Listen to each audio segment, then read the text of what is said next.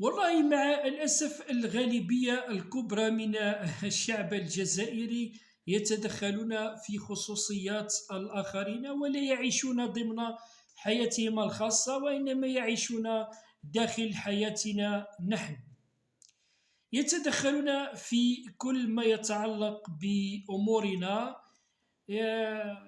يريدون منا أن نكون مثلهم. قلوبهم مملوءة بالغل والحقد والبغض والعياذ بالله. لا يرضون الخير حتى لأنفسهم. لا يحبون أن يروا أحدا منا بخير. لا يحبون أن يروك غنيا. يحبون أن يروك تزحف يا صديقي. يحبون أن يروك فقيرا. يحبون أن يروك بثياب ممزقة. يحبون أن يروك تموت جوعا. يعني يكرهونك لأنك أفضل منهم.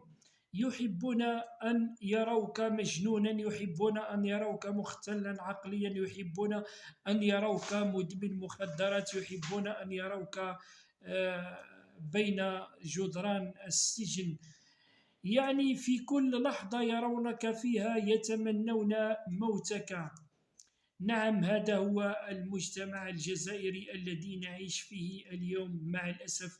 لا أحد يحب أن يراك أفضل منه، ولا أحد يحب أن يراك على ما يرام وبصحة وبخير.